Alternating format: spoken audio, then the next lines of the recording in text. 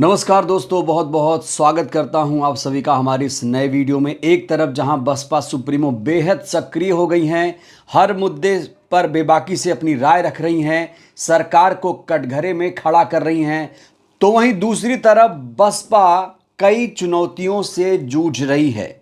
बसपा की सबसे बड़ी चुनौती यह है कि नेताओं का पार्टी से दूर हो जाना, नए लोगों का पार्टी में ना आना और पार्टी से निकाल दिया जाना या पार्टी को छोड़ देना। अगर मैं आंकड़ों की बात करूं तो बसपा को 70% लोग छोड़ रहे हैं और 30% लोग बसपा से निकाले जा रहे हैं। ये अनुपात मैं आपको बता रहा हूं।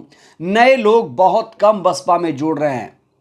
पिछले दिनों हमने जयप्रकाश से फोन पर बातचीत की थी, तो उन्होंने भी इस चुनौती को स्वीकार किया था।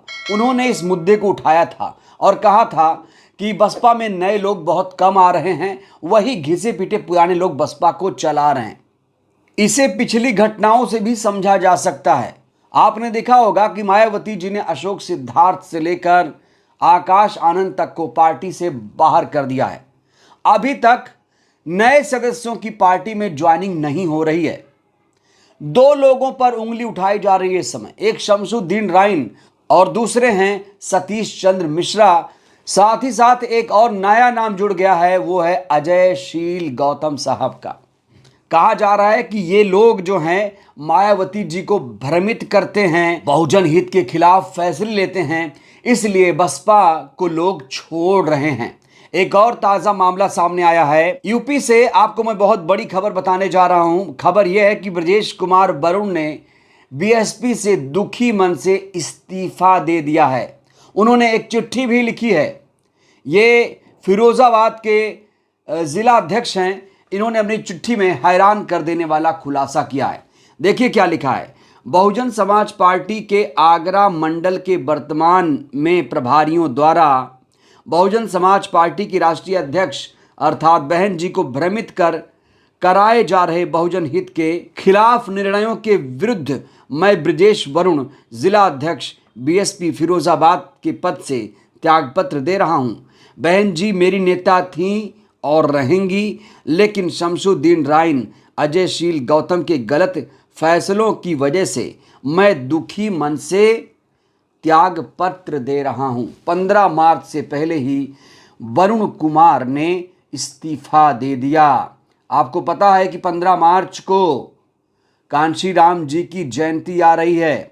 दिल्ली वाले दिल्ली में तैयारी कर रहे हैं, रकाबगंज जाने की तैयारी कर रहे हैं, तो वहीं पर एनसीआर वाले दलित प्रेरणा स्थल जा रहे हैं। लखनऊ और आसपास के लोग बहुजन प्रेरणा स्थल पहुंचने की तैयारी कर रहे हैं। इस बीच बीएसपी के एक नेता ने, जो जिला अध्यक्ष है, आपको पता है कि बीएसपी के 75 जिला अध्यक्ष हैं उत्तर प्रदेश में, क्योंकि 75 जिले हैं उत्तर प्रदेश में। और ब्रजेश कुमार ने जो चिट्ठी लिखी वो बेहद हैरान कर देने वाली है। ब्रजेश कुमार कह रहे हैं यहाँ पर कि मैं मायावती जी को मानता हूँ, मायावती जी हमारी लीडर हैं और मेरी नेता है, वो हमारी नेता रहेंगी। मैं दुखी मन से त्यागपत्र दे रहा हूँ। दो नाम इन्होंने यहाँ पर मेंशन किया है, एक तो शमसुद्दीन राइन का, एक अजयशील गौतम का। कहा जा रहा है कि ये लोग मायावती जी को भ्रमित कर रहे हैं। और ये ब्रजेश कुमार वरुण का ही मामला नहीं है, ऐसे कई सारे लोग हैं जो इस तरह के आरोप लगा रहे हैं। मैंने शुरू में कहा कि बसपा से 70% लोग निकाले जा रहे हैं, 30% लोग छोड़ रहे हैं। अब ये जो ब्रजेश कुमार वरुण है, ऐसा नहीं है कि पार्टी को छोड़ दिया और किसी और पार्टी में चले गए, ऐसा नहीं है। ये अभी भी दुखी हैं। वरुण कुमार ने अपने लेटर में, पत्र में जो आरोप लगाए वो बेहद संगीन है, बेहद गंभीर आरोप हैं। और ऐसे कई सारे नेता हैं जो इस तरह के आरोप लगा चुके हैं कि हमें बहन जी से मिलने नहीं दिया जाता है, बहन जी के आसपास सुरक्षा घेरा है, जो हमारी बात वहां तक नहीं पहुंचाते हैं। बताइए, जिला अध्यक्षों का ये हाल है जो बहन जी तक अपनी बात नहीं पहुंचा पाते हैं। उनको नेशनल कोऑर्डिनेटर से बातचीत करनी पड़ती है, फिर पता नहीं उनकी बात कैसे पहुंचाई जाती है। ये एक बड़ा मुद्दा है। ज़रूरी है कि बहन जी खुद जिला अध्यक्षों के संपर्क में रहें, और अगर बहन जी ऐसा करेंगी तो फिर बसपा में एक खुशहाली आएगी। जो तमाम जिला अध्यक्ष हैं जो इस तरह की शिकायत कर रहे हैं, ये शिकायत दूर होनी चाहिए। अगर ये शिकायत दूर नहीं हुई तो ये गुटबाजी माना जाएगा। कार्यकर्ताओं से तो नेताओं की दूरी पहले से थी, अब जिला अध्यक्ष भी अपने राष्ट्रीय अध्यक्ष से अगर दूरी बना लेगा, उसकी बात वहां तक नहीं पहुंचेगी, तो ये किसी पार्टी के लिए अच्छी बात नहीं है। 2027 चुनाव के मद्देनजर जरूरी यह है कि एक व्हाट्सएप ग्रुप ही बना लिया जाए। 75 जिलों का 75 जिला अध्यक्षों का एक व्हाट्सएप ग्रुप बना लिया जाए। एडमिन उसमें बसपा सुप्रीमो हो जाए, ये लोग मैसेज कर दें, बात तुरंत पहुंच जाए। इस तरह की एक हाईटेक व्यवस्था अगर डेवलप किया जाए तो ये शिकायत जो है कि भ्रमित किया जा रहा है, ये दूर हो सकती है। लेकिन हम लोग कौन होते हैं सलाह देने वाले? हमारी सलाह कौन मानता है?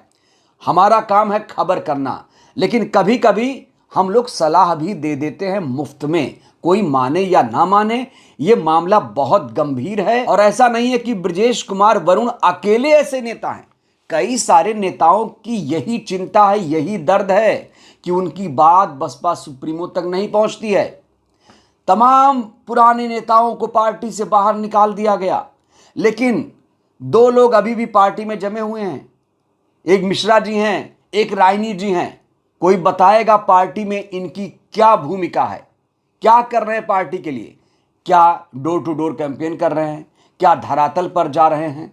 क्या शोषित पीड़ित दलित वंचितों की आवाज उठाने उनके घर पहुंच जाते हैं? आखिर क्यों इन पर कोई कार्रवाई नहीं होती है?